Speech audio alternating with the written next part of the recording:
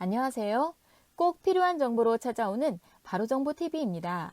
새로운 정부가 출범하면서 각종 정책들에 변화가 생기고 있고 발표가 잇따르고 있습니다. 이번엔 윤석열 정부 출범 후 첫 부동산 관계장관 회의가 열렸는데요.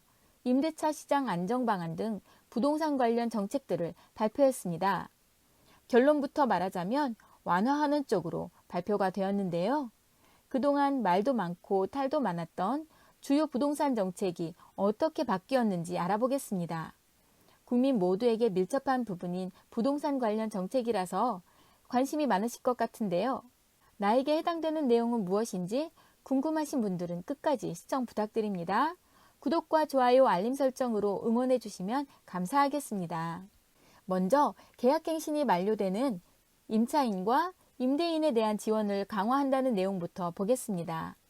임대료를 자발적으로 5% 이내로 인상하는 임대인에 대해서는 1세대 1주택 양도세, 비과세 및 장기 보유 특별 공제에 필요한 2년 거주 요건을 완전 면제하여 계약갱신을 유도하도록 하였습니다. 또 갱신 계약이 만료되는 서민 임차인에 대해서는 지난 4년간 전세 가격 상승 폭을 감안해서 버팀목 전세 대출의 보증금과 대출 한도를 확대 지원하겠다고 밝혔습니다.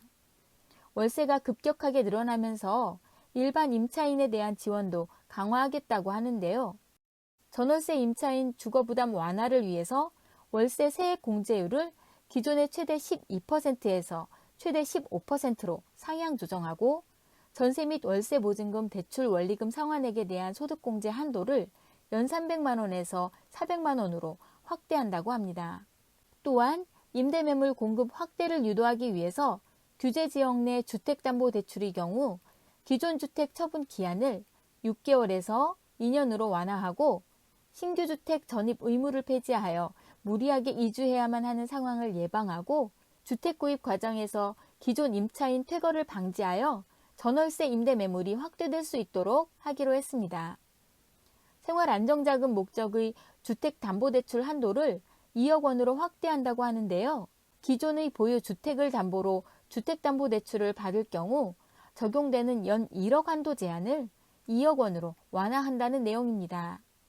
또한 현재는 9억 초과 주택을 보유한 사람은 다른 주택에 거주하기 위한 전세대출 보증이 금지되어 있지만 전세대출을 받은 후 시세 상승으로 고가주택 보유자로 전환되더라도 퇴거 시까지 전세대출 보증 연장을 허용하겠다고 밝혔는데요.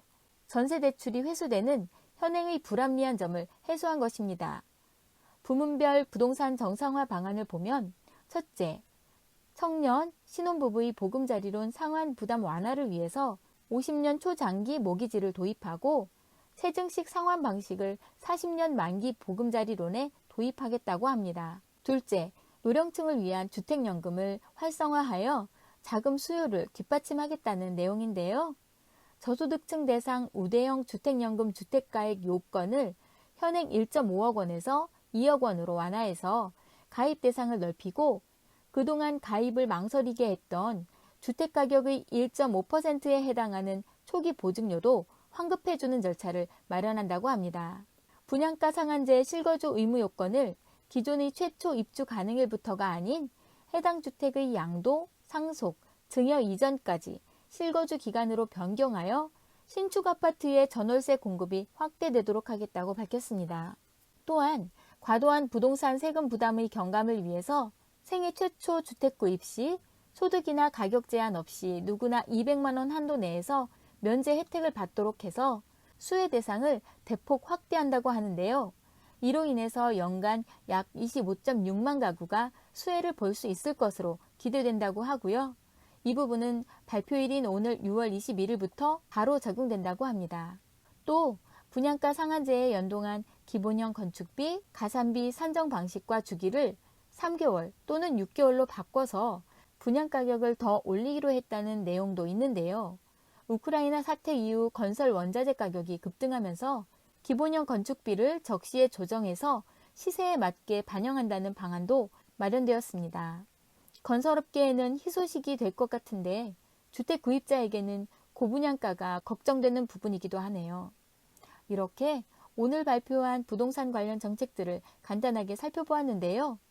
예전에 심화됐던 정책들이 완화되었지만 대출 금리가 너무 높은 현 상황에서 주택을 구입하고자 하시는 분들께는 크게 도움이 되지는 못할 것 같다는 생각도 듭니다.